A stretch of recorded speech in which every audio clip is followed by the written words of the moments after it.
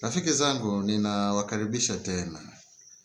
Tunaendelea na uchambuzi wa diwani yetu na sasa tuko sehemu ya 6 ya diwani ya asubuhi ya matumaini iliyoandikwa na mchungaji Christopher Mwashinga.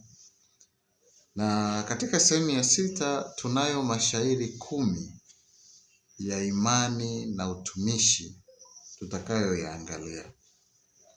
Katika sehemu hii kwa ujumla, mwandishi anajaribu kutuonesha namna ambavyo tunapaswa kumtegemea Mungu na kuweka imani yetu kwa Mungu. Na msisitizo mkubwa ni kuwa maisha yetu yanategemea imani yetu tulio nayo. Hata kama ni imani ndogo kiasi gani, inaweza kutusaidia kutenda mambo makubwa yale ambayo hatukutarajia tungeweza kuyatenda. Lakini sehemu hii inakumbusha utumishi wetu kwa Mungu na nafasi ya kila mwanadamu aliyopewa katika kumtumikia Mungu. Sehemu hii ya 6, mashairi yake 10 tulionayo, ya kwanza linasema japo imani ni ndogo. La pili linasema Yesu katuokoe. La 3 linasema nia yake iwe yangu. Linalofuata wanawake katika utume, siombi niwe mfalme. Linalofuata Bwana tufumbue macho. Linalofuata injili kwenye majiji. Linalofuata sina hofu. Linalofuata nimezungukwa.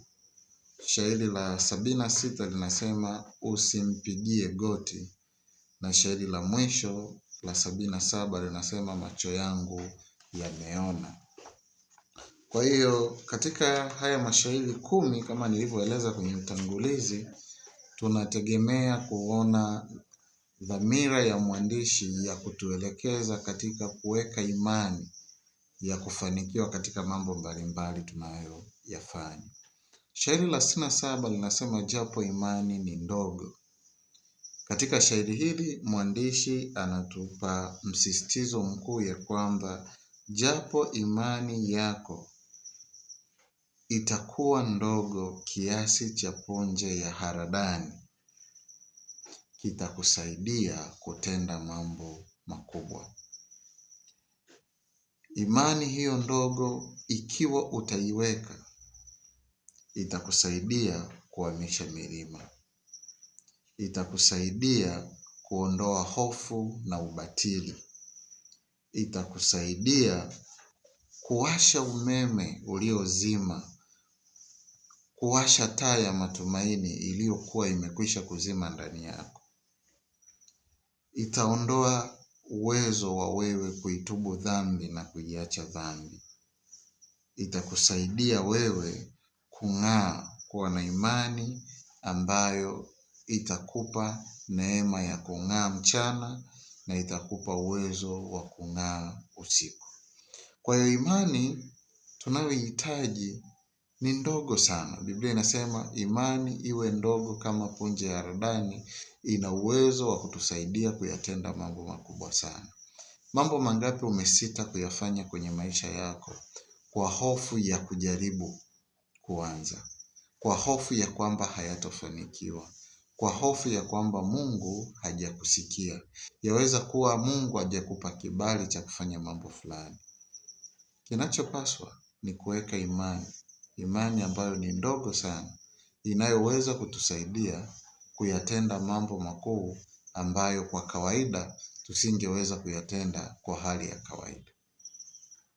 Katika shairi la 68 anasema Yesu katokea. Mwanadamu anapokuwa amekumbwa na changamoto nyingi, mwanadamu anapokuwa katika hali ya kukata tamaa, mwanadamu anapokuwa katika hali ya magonjwa magumu mengine yasiyotibika, mwanadamu anapokuwa katika hatari, anachokihitaji ni ujasiri.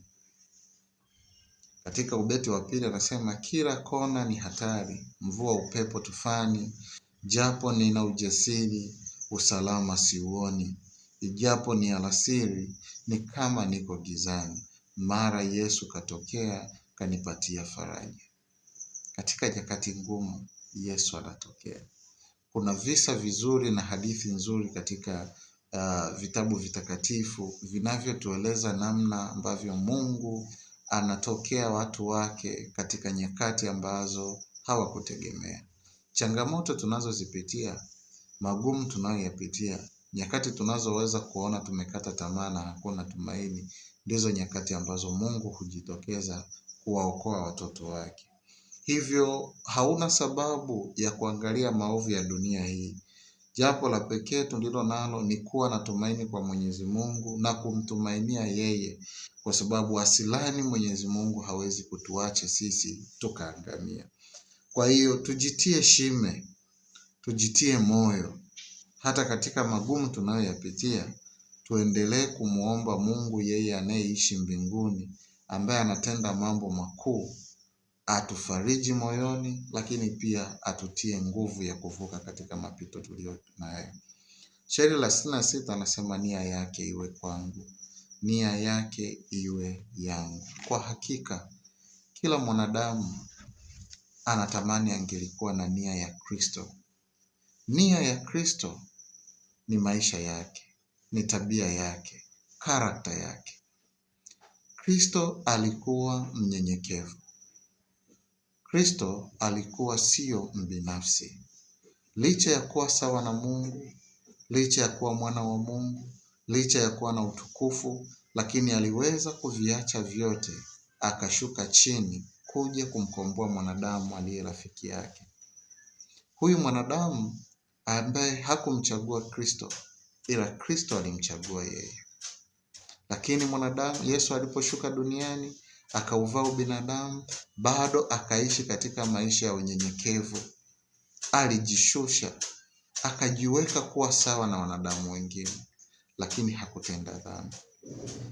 Kaenda mbali zaidi, kanyenyekea hata wakati ambao hakuwa ametenda kosa, anawekwa mpaka msalabani. Biblia inasema alinyenyekea, akanyenyekea tena mpaka mauti. Nani haitamani nia ya Kristo? Nani hautamani unyenyekevu wa Kristo? Tunatamani Mungu angetupatia utii wa namna hii. Katika ubeti mmoja anasema, hivyo akawa mtii hadi mauti, mtima hautulii, napenda yake sauti. Natamani nia hii isiyojali mauti. Nia yake Bwana Yesu, Bwana fanya iwe yangu. Mungu atusaidie, nia yake iwe yetu. Hata katika mauti inapotukabili, tusimkane Kristo. Tusikane imani yetu. Tusimame katika imani, kwa sababu katika imani yetu ndipo palipo na uzima wetu. Kristo alichagua kuwa mtii. Shairi la 70, wanawake katika utume, linahimiza nafasi ya wanawake kumtumikia Mungu.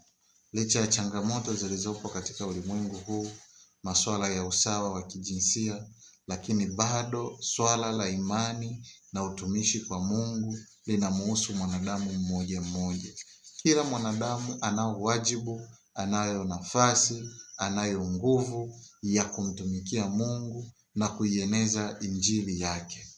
Kila mwanadamu, mwanamke, mtoto, mwanaume, wazee kwa vijana, wote tumeitwa shambani mwake kutumika.